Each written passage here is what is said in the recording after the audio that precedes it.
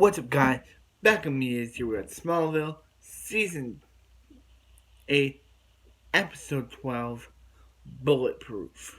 Okay, so there is some things that I forgot about to mention last episode. One, Chloe did get her memories back of Clark's ability, so that means, yeah, they got her, yeah, she got her memories back. So, and also Clark did get a Legion ring from the Legion. So now he can time travel to the future if he can time travel to the 31st century if he ever needs the Legion's help in the future. So yeah, but back to this episode. Actually, the start of this episode. Okay, so this episode starts off with John Jones and John Jones is on patrol when he gets shot by an unknown assailant or an unknown shooter. So Clark has Lana's there, and Clark was supposed to meet Lana for coffee, but he forgot. But that's when he hears about John, and now Clark has to figure out who shot John. So he pretends to be. Now he also pretends to be Joe Fordman, which totally made Miss Whitney. Yeah, the Fordman. Yeah. The Joe part is a reference to when Jarrell back in the 60s took up the name Joe, and we all know Foreman is a reference to Whitney. I don't have to mention that. So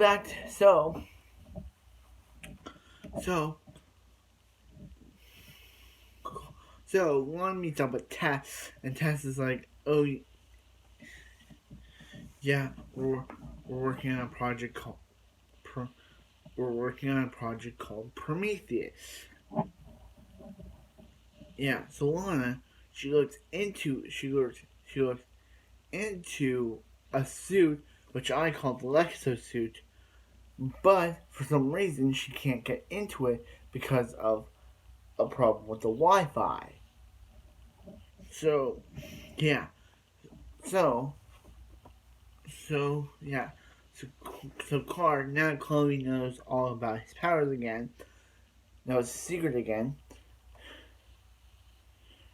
He's able to now super speed into her place without, her questioning it again. So yeah, so Clark, as I said, Clark goes into the farm, go, and he meets this guy named Dan, who has a wife, who has a son, and Dan's whole thing is that he thinks that superheroes shouldn't be around, and that the superheroes are taking up the superheroes are ruining the police's job, like Green Arrow, the Red Blur, that they're like ruining the superhero's job.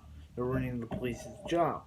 But I said when I watched this episode that real police, and I think real police would like the work, as I've seen, they would like the work that superheroes do.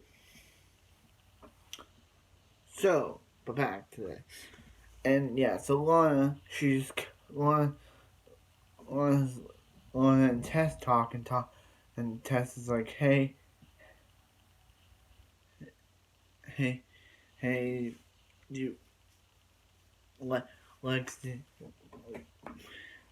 hey, you stole a bunch of our research on Prometheus. Now we have nothing. And she's like, Lexi, you were on the North American or South American. Lex saved your life, and she's like, yeah, but he does not really care about you. And she's like, how do you know that? Because he has a camera. Because he has some camera or spy device stuck to her optic nerve now, and he can see everything that she sees, and she's like, Lex is watching us right now, Tess, and Tess is all shocked. So later, she's like,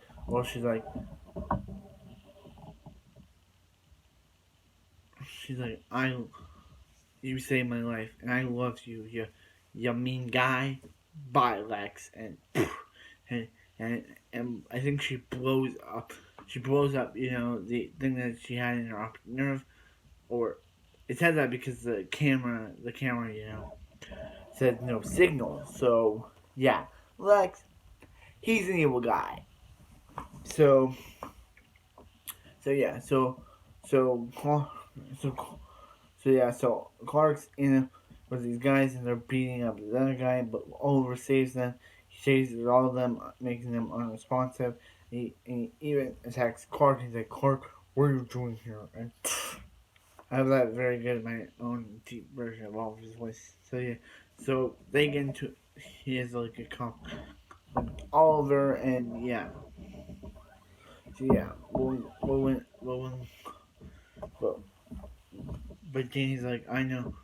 Clark goes to a barbecue, but later he's like, hey, I know Clark Kent really is, and he frames Clark for the murder of Jean. I thought it was like this Danny guy, but so Danny and his crew, this big mean guy, he has like this plan to like kill the Green Arrow, and he wants Dan to do it, but Dan can't do it because it was one of his career, so he doesn't do it, and the other guy, he attempts to take a shot at Clark, beats him up. He attempts to shoot Clark. He's like, come on, and beats him up. So,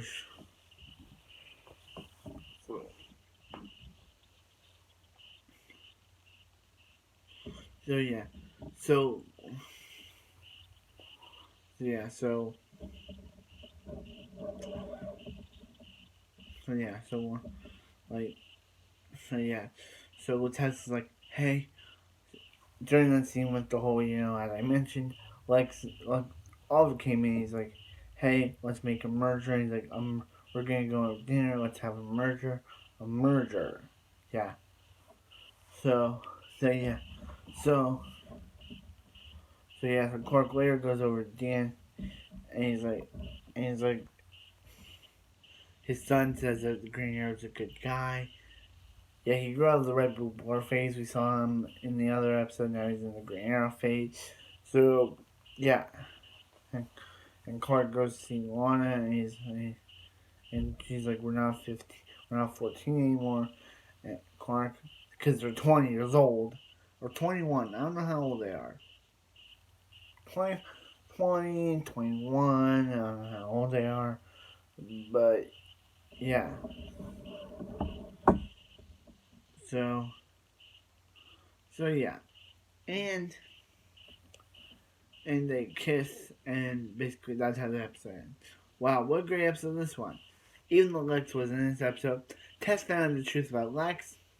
That Danny guy was a villain, but he turned out to be a really good guy. Two, Chloe. I'm glad that last episode they gave Chloe. Yeah, it looks like next time we see Brainiac again, as we learned last episode. Next time we'll probably see Brainiac again.